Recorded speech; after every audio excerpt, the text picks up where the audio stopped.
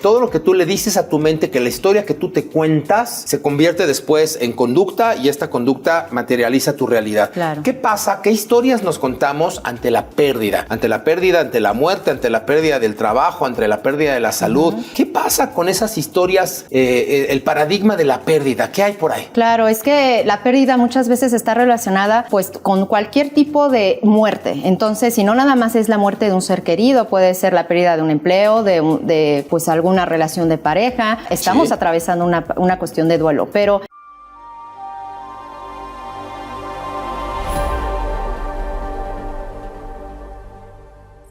hay historias que nos pueden marcar para bien o para mal.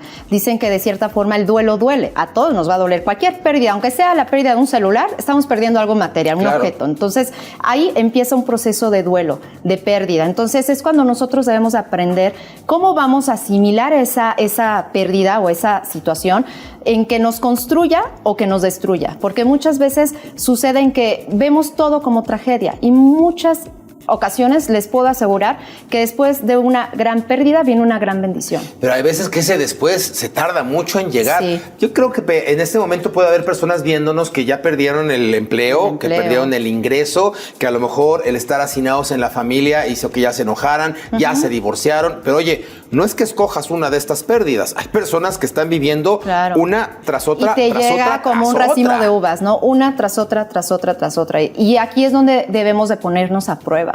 Porque no nada más es quedarnos con nuestra historia de tragedia, una historia de China, ahora qué voy a hacer. Pero ¿cómo la interrumpes, Fraga? Porque digo, lo más fácil es decir tú puedes, échale ganas, está en ti, yupi, yupi. Pero cuando estás viviendo una situación de estas, dices yupi, yupi, nada. O sea, ¿cómo le hago para decir ya no quiero que eso? Ahora quiero salir de la ratonera. Claro, ¿Cómo detengo esto? De lo que hablábamos de estos pensamientos, de lo que tú crees, lo creas. Literal, ¿no? Si tú empiezas a crearte estas historias de tragedia, de situaciones que te puedan limitar, así va a ser. Todas las creencias limitantes o estos pensamientos que se pueden decir que muchas veces son los más negativos que pueden haber, hay que empezarlos a transformar poco a poco a algo positivo, algo de posibilidad. Como dices, no es la historia de yupi yupi, sin embargo, hay que hacer un trabajo interno y todos tenemos esa capacidad, Helios, de encontrar nuestras propias respuestas.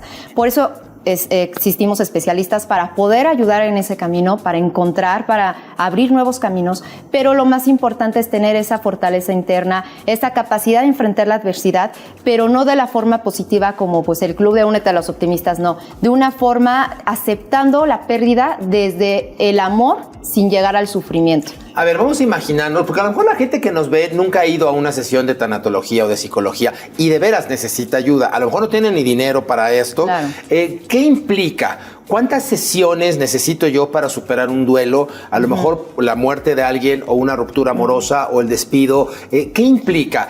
Ya sabes, 50 minutos en donde te tengo que platicar mi historia de chiquito y guácala, no quiero. Es más ágil, me das herramientas, me das tareas. Qué buena pregunta haces, porque la tanatología no estaba como muy vista. Anteriormente sí existía de repente, pues, en el acompañamiento de enfermos terminales. Por lo general, siempre en un hospital se les asigna a la familia, al sistema familiar, un tanatólogo, y mucha gente como que no conocía el término.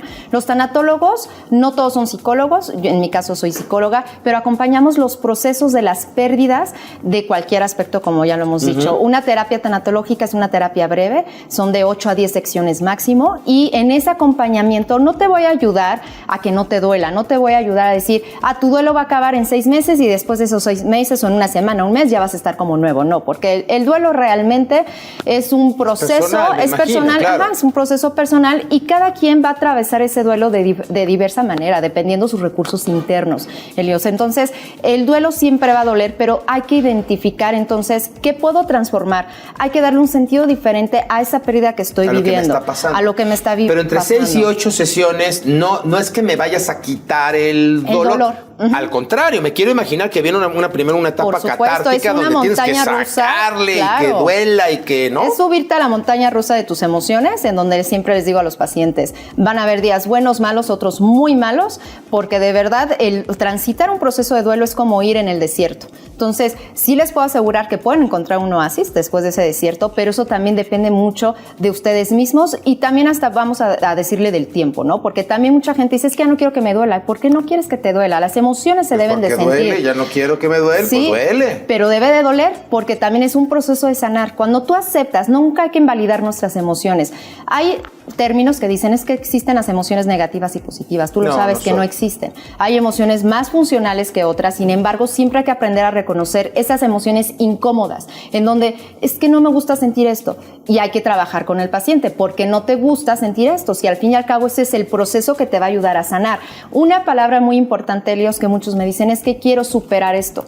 Y no se trata de superación. Cuando hay una pérdida se trata de sanar, se trata de aceptación. Pero aprendes a vivir con esa pérdida y con ese dolor, pero dándole un enfoque diferente. Fraga, a ver, ¿existe como una parte teórica del proceso ante una pérdida, ante un duelo? Que me imagino que en esas 6, 8 sesiones tomas al paciente, le ayudas. Claro. Si yo no tengo dinero para ir o no puedo, ¿cómo me lo describes ahorita para aprender algo en este programa? Sí, es muy importante, Elios. Al fin y al cabo, todos estamos atravesando pérdidas en estos momentos y si aprendes a reconocer por lo que estás viviendo, va a ser más digerible tu duelo. No estoy diciendo menos doloroso, pero sí un poquito más digerible para que aprendas a reconocer estas emociones.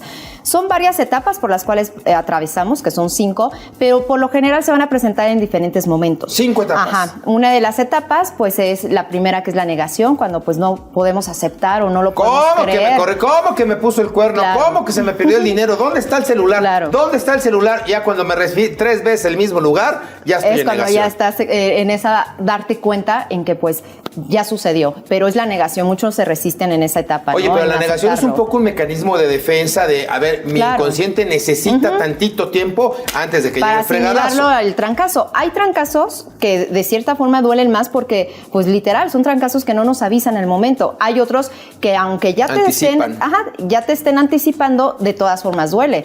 Por ejemplo, enfermos terminales cuando tienen una enfermedad al cáncer. Se va a morir, punto. Claro, y ya te estás medio preparando, porque sí te puedes preparar, Elios. Sin embargo, obviamente va a doler en el momento que llegue, ¿no? Entonces, la negación va a ser el punto 1. El punto número 2, lo quiero decir así como puntos, porque también son etapas en donde se puede presentar de diferentes formas, pero así bueno. Como Adal Ramones en sus buenas épocas. Punto número 2. Claro. Viene después la ira, el enojo, que te enojas por esta situación que está sucediendo. Me llevas el celular, chingado, acababa de comprarlo. Claro. ¿Cómo desgraciado me puso el cuerno, hijo de su? ¿Cómo que te moriste? ¿Cómo que te moriste? Cuando si te corren de un empleo que dices, ¿y por qué? Si yo era el mejor en mi trabajo, pero ¿qué está pasando? ¿No? Jefe imbómbido. Te empiezas a generar pues este tipo de resentimientos, de odio. ¿Y el enojo como para qué es tú? El enojo son mecanismos de defensa, tú lo dijiste. En psicología así se le llaman. Estos mecanismos de defensa nos ayudan a transitar los procesos como con un freno de mano, pero al fin y al cabo deben de existir. Elizabeth Kubler-Ross, que es una de las tanatólogas, la pionera de la tanatología, ella es psiquiatra, y ella explica todas estas fases de duelos, cómo lo vamos a transitar. Entonces, cada quien lo va a vivir de forma diferente, sin embargo, es como obligatorio que pasemos estas etapas. Me tengo que enojar sí o sí. Y aquello de no te enojes, los hombrecitos no se enojan. Claro, el que se enoja pierde. Te tienes que enojar. Ya valió madre. Sí, porque no te puedes reprimir. Al fin y al cabo, como te decía, todas las emociones las debemos de validar. Aparte, las emociones son transitorias. No es de que te vas a quedar toda la vida ahí.